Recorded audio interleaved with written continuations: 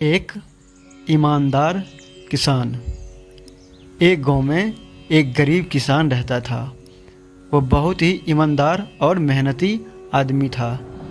वह अपने छोटे से खेत में काम करता और बहुत ही खुश रहता था। पूरे गांव में किसान की ईमानदारी के बहुत ही चर्चा थे। उसका एक दोस्त था जो उस गांव के राजा के यहाँ सिपाही का काम करता था। वह किसान से उसके घर रोज मिलने जाता था। एक बार राजा ने अपने दरबार में एक ऐलान किया कि उसके बगीचे में काम करने वाला एक अच्छा सा कारीगर चाहिए जो उसके बगीचे के पेड़ पौधों और फूलों का ध्यान रख सके। राजा का यह ऐलान सुनकर किसान के दोस्त सिपाही ने सोचा कि यही मौका है कि किसान से मित्रता निभाने की। मैं उसे यहाँ बगीचे में काम पर लगवा दूंगा। उसका वह मेरा साथ भी रहेगा एवं किसान का भला भी हो जाएगा। यह सोचकर उसने राजा से कहा कि महाराज, मैं आपके लिए एक ऐसे आदमी को लेकर यहाँ आऊँगा जो यह काम अच्छे से कर लेगा।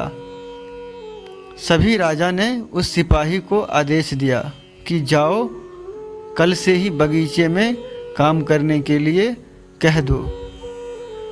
उसी वक्त वह सिपाही अपने दोस्त किसान के पास पहुंच गया और उसने किसान को बगीचे के काम की सारी बात बता दी और किसान ने भी काम करने के लिए खुशी खुशी हाँ कर दिया।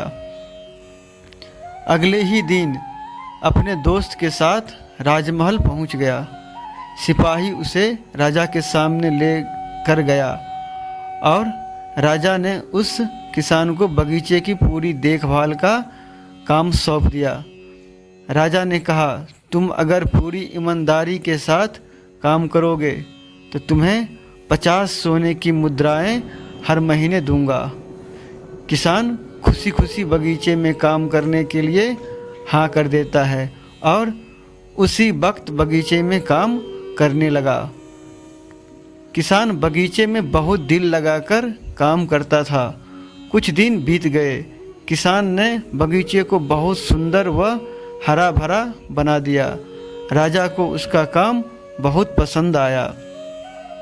एक दिन किसान बगीचे में कुछ खुदाई कर रहा था तो उसने जमीन के नीचे कुछ महसूस किया। तो उसने खुदाई की तो वहाँ देखा नीचे एक बड़ी सी संदूक थी। किसान ने वह संदूक बाहर निकाला और खोला तो देखा वह सोने और चांदी से भरी हुई थी। यह देखकर किसान बहुत खुश हुआ और अपनी ईमानदारी दिखाते हुए राजा के पास पहुंचा। राजा किसान की ईमानदारी देखकर बहुत खुश हुआ और उसके साथ वहां गया जहां किसान ने खजाना निकाला था। राजा ने देखा तो कहा, यह खजाना तो हमारे पुरखों का है। हम कई वर्षों से इसे खोज रहे थे। खजाना देख राजा बहुत ही खुश हो जाता है। राजा अगले दिन किसान को पूछता है, तुम्हें क्या इनाम चाहिए?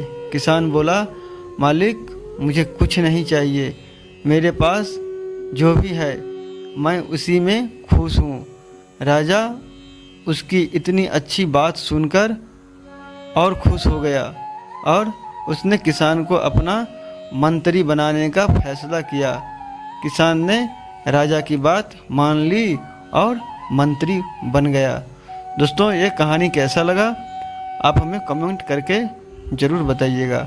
मिलते हैं किसी नई कहानी में, तब तक के लिए जय हिंद।